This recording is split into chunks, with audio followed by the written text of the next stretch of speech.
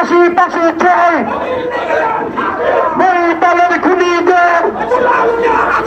পাশে পাশে পাশে চাই